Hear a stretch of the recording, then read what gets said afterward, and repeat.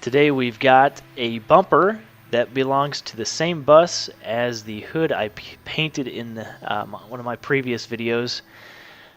So these bumpers actually come pre-painted, but they're usually scuffed up and scratched.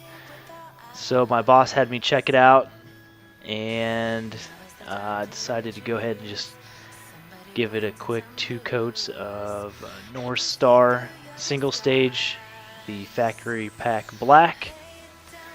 I use North Star black epoxy sealer underneath the 2 coats of single stage.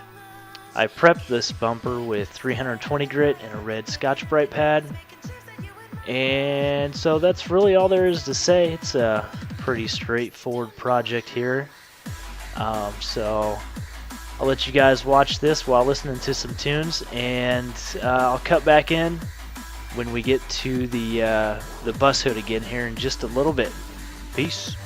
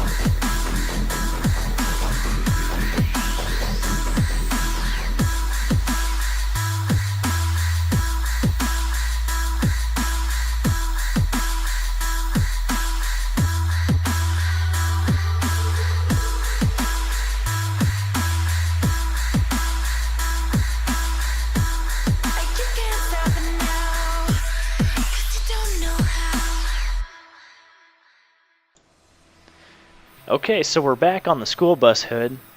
So here's the deal and the update with this. The color match was pretty spot on. Once we got it out of the booth and I was able to look at it out in the light, man, it looked great. And you can see here, you can't even really tell. I can't even tell where it was blended really. And if I can't tell, I know the average person isn't going to be able to tell. So the color's good. The reason I have to respray this part of the hood is because I hate to admit it, but I had a super light spot right above that headlamp.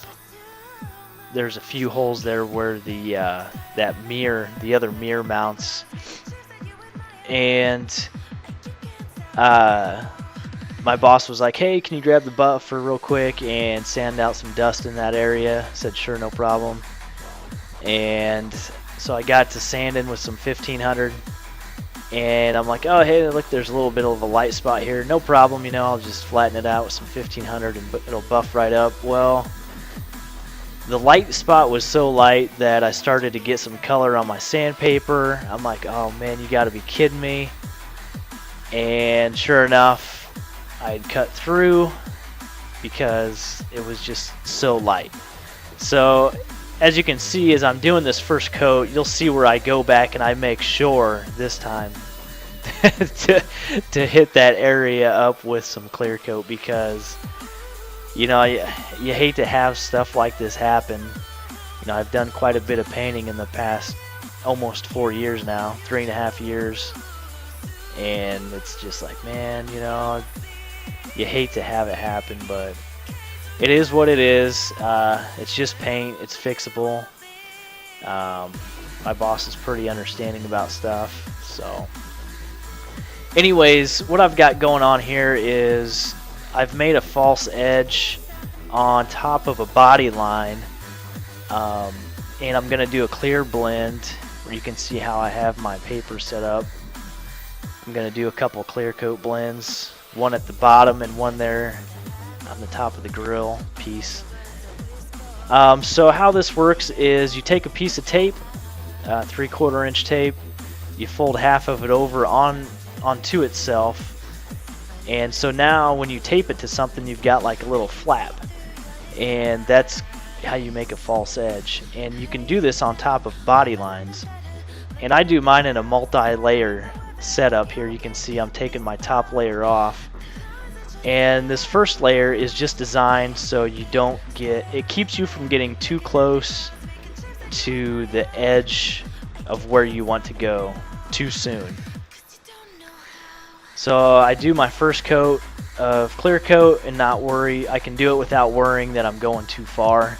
I can just paint, peel that off, and then wait, whatever, 5 minutes, 3 to 5 minutes for flash time, and then go on to my second coat. And on the second coat here, you'll see I have a 5-ounce cup there that's got a 50-50 reduction, or a 50-50 mix of clear coat and low temperature hardener.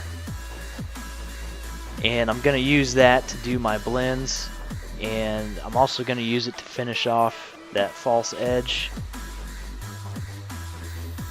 Basically, after your first coat of clear, you're going to have a line there, and it doesn't look pretty the first time you see it. It's like, oh man, I got a line that's not going to cover up, but it does cover up with the second coat, so it's really nothing to worry about. And that's what that over reduced clear coat's for. It's just to mix it in there, meld it together is what it does. So